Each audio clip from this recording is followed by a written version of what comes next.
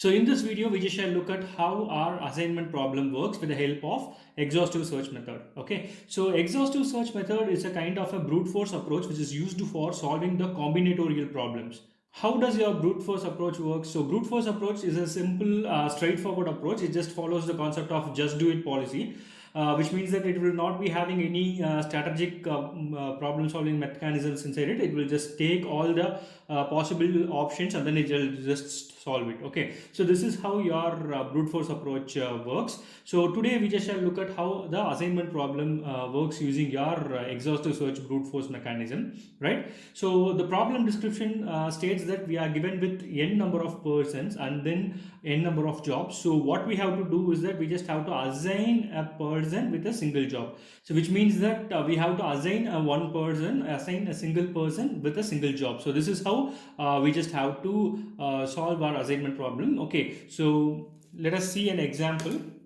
Okay, so let us consider this particular example. So here person 1, person 2, person 3 are three different persons, and then job 1, job 2 and job 3 are the jobs which are to be allocated to the person. So here what does it mean is that the 9 to 7 or the time taken or the cost of the particular job which will be taken for that particular person to complete. So which means that you just shall consider it as a time taken for a particular job to be completed by a person. So what we have to do is that we just have to assign the three jobs with three persons such a way that the entire job is being completed in the minimal time. Okay, so for that particular person, for that particular operation, what we have to do, we just have to come up with all possible solution since we are just looking at exhaustive search mechanism. Okay, so here what we have to do is that we just have to come up with all the possible ways. Okay, so looking at it, I'm just mentioning, I'm just taking the first person, assigning it to the first job, right? So 1, and then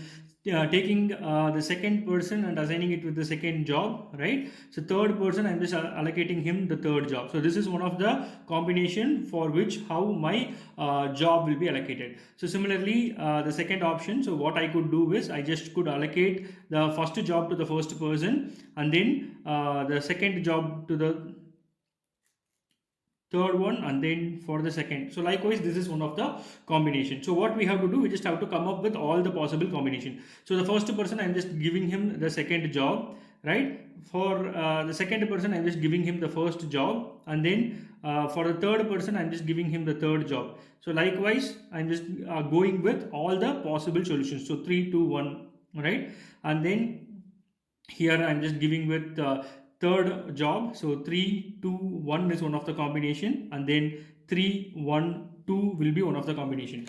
So this is the combination in which you could allocate your jobs for a 3%. So generally it will be following a permutation. So larger the person, it just goes with the larger combinations, right? So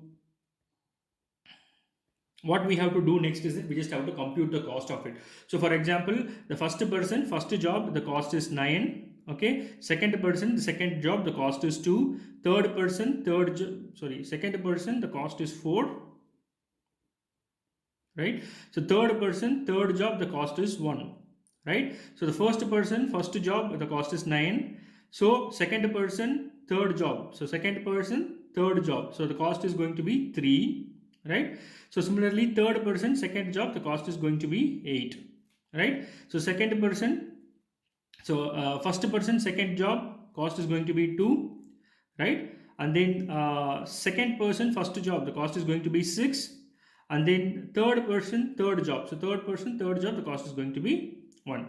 So which means 2 6 1.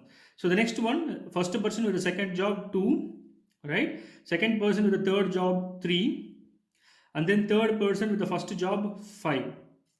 Okay, so similarly you have to calculate for the remaining. So 3. So first person with third job 7, right? So second person with second job 4. So third person with first job, third person with first job 5, right? So here again the second person with first job, second person with first job 6, right? And then the third person with second job, so third person with second job 8. So we just have to sum it up, right? So it will be 15, 8 9 10, it will be 20, so it will be 9, uh, 10. So here it will be 16. So here it will be 21, right? So these are the different time which will be taken while looking at all the different combinatorials, right? So we are coming up with multiple combinations. So these combinations, it will take these things. So what we have to do is that we just have to find the optimal one. So optimal one turns out to be the minimal time taken. So minimal time taken. So here comparing it, so the minimal time taken will be 9. So how you will be allocated with that? So the first person, you have to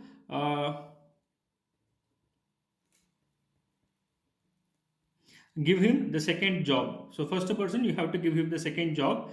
Then person 2, second person, so you have to give him the job 1. And then person 3, you have to give him the job 3. Okay, so this is how you just solve your assignment problem based upon your exhaustive search, which will be coming under your brute force approach.